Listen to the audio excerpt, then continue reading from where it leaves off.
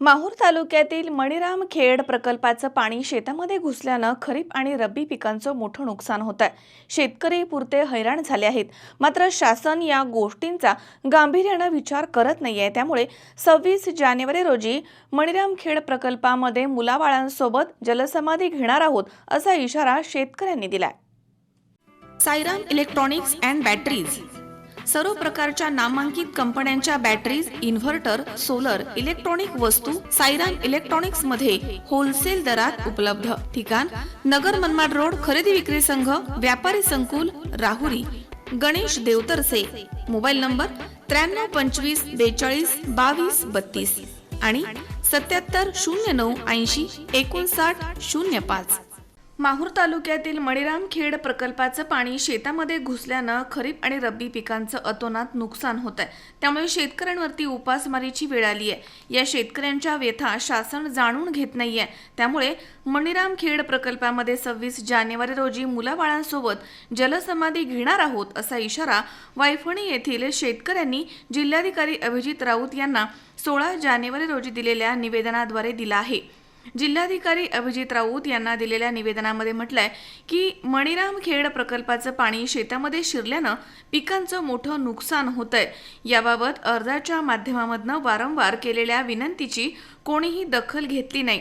त्यामुळेच आमच्यावरती जलसमाधी घेण्याची वेळ आली आहे असा उल्लेख करण्यात आला।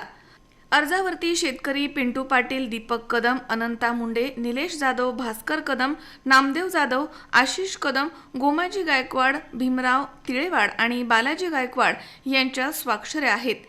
पिकांचं अतोनात नुकसान होत आहे। त्यामुळे आमच्यावरती उपासमारीची वेळ आली आहे। आमची व्यथा शासन जाणून घेत नाहीये।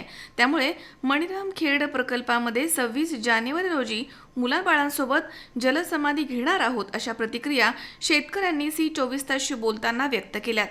2 वर्ष झाले शेतातलं पाणी बघून आमच्या इकडे कोणी लक्ष देत नाही। सरकार आमची दखल घेत नाही। त्यासाठी आम्ही 26 जानेवारीला जलसमाधी घेत आहे। मी नामदेव जाधव एक शेतकरी आहे आणि आमच्या वायफणी गाव मणिरामखेड प्रकल्पामध्ये गेलेले आहे आणि त्या प्रकल्पाचे पाणी आमच्या उर्वरित जमिनीमध्ये जाऊन आमच्या शेताचं अतोनात नुकसान होऊन राहिलेलं आहे। आम्ही वारंवार सतत 3 वर्ष याचा पाठपुरावा करत यावं लागलो शासनाकडे, तरी पण शासनाने दखल घेतलेली नाही। तेव्हा आम्ही नाईलाजास्त परवाला कलेक्टर साहेबांची भेट घेऊन त्यांना निवेदन दिलं तसं, आणि जर येत्या 26 तारखेला आमच्या याला हे जर झालेले मागणीला काही पाठपुरावा केला नाही तर आम्ही आमच्या लेकरा बाळासहित मुला बाळासहित सर्व जलसमाधी घेणार आहोत याची शासनाने नोंद घ्यावी। आमच्या वायफणी गावामध्ये जो मणिरामखेड प्रकल्प झालेला आहे त्या मणिरामखेड प्रकल्पाचे 5 वर्षापासून आमच्या उर्वरित राहिलेले जी जमीन आहे त्या जमिनीमध्ये पाणी जात असल्यामुळे आमचं दरवर्षी जे उत्पन्न होणार आहे ते उत्पन्न होत नाही आहे आणि कंबरभर पाणी राहते त्या जमिनीमध्ये।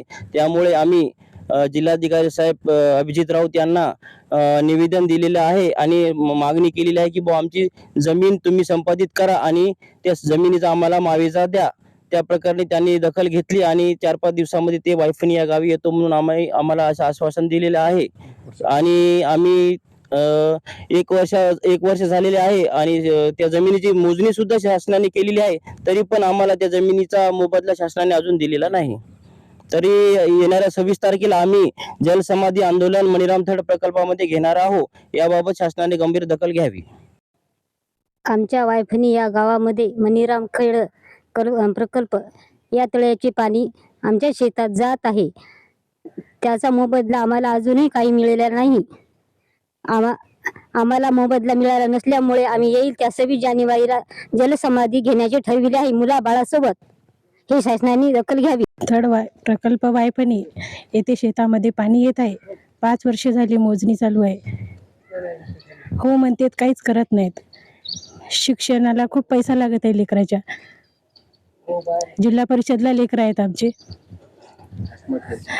26 जानेवारीला लेकरा बाळासहित आम्ही जलसमाधी घेणार आहे। हे शासनाने नोंद घ्यावी आमची। मजहर शेख, C24 तास, नांदेड। सुनबाई, आजही चहा काल सारखाच बनव। अगं, कोणती नवीन चहापत्ती आणली आहेस का? काय ग, कालच्या चहाचं रहस्य काय आहे? प्रत्येक चांगल्या चहासाठी आवश्यक आहे राजहंस दूध. चहापत्ती तीच, फक्त दूध नवीन. आणि माझ्या चहाला मिळाला सुंदर रंग आणि स्वाद. तुम्ही फक्त दूध बदला. राजहंस दूध आणा आणि असा मस्त चहा बनवा.